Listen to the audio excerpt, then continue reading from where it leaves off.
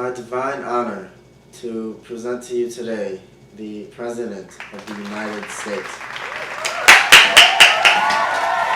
Thank you. Thank you. Thank you. Mr. Speaker, Mr. Vice President, members of Congress, and my fellow Americans, it is truly an honor to be speaking in front of you tonight. In the words of Frederick Douglass, if there is no struggle, then there is no progress. I hope that Americans are able to keep this idea in their heads as they face a variety of struggles during this year and the years that follow. Progress is what every American wants. However, it will not come without cost. Over the past couple of years of my presidency, Americans surely have been paying the costs. I'm here tonight to report to you the progress that has been rightfully deserved. To begin, I would like to talk about our foreign affairs.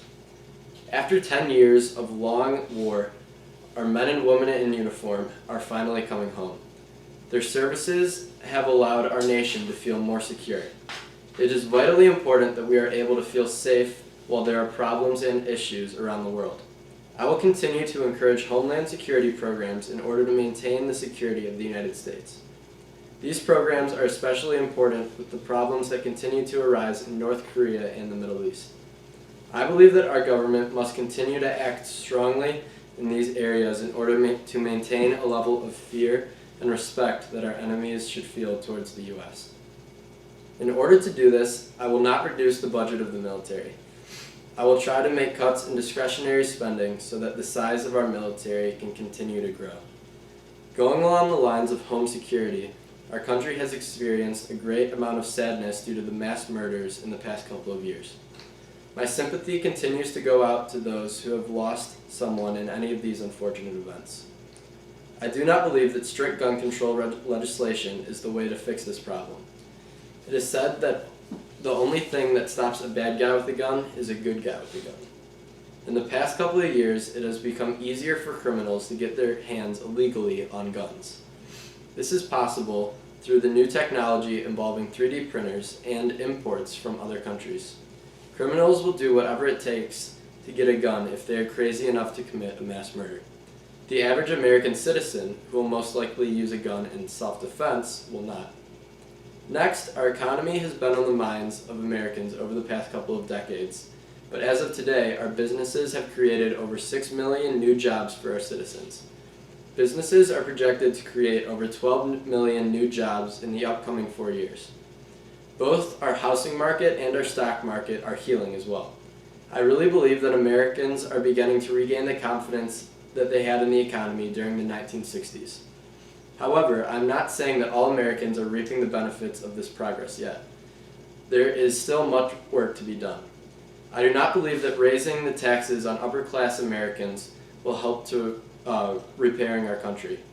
The top 1% of Americans end up paying 37% of the federal income tax, while 10% make up 70% of the federal income tax.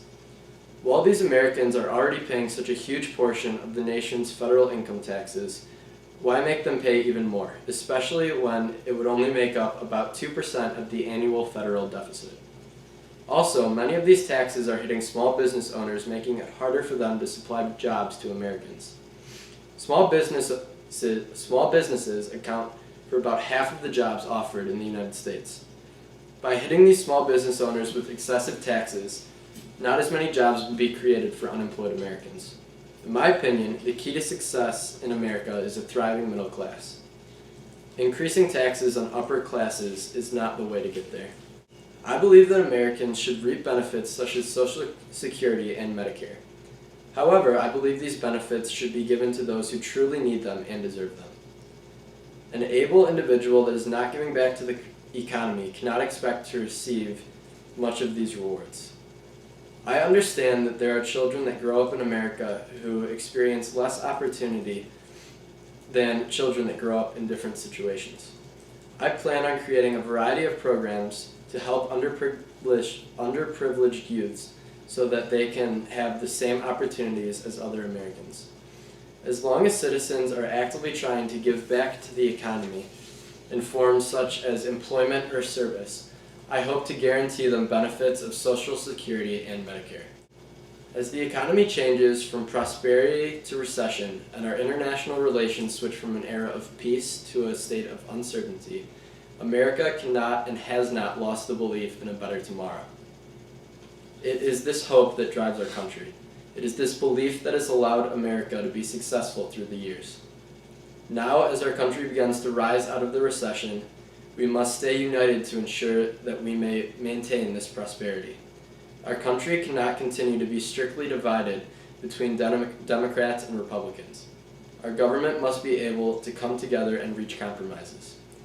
It is only by doing this that our country will be able to succeed through further generations. Thank you for your time. Have a good night.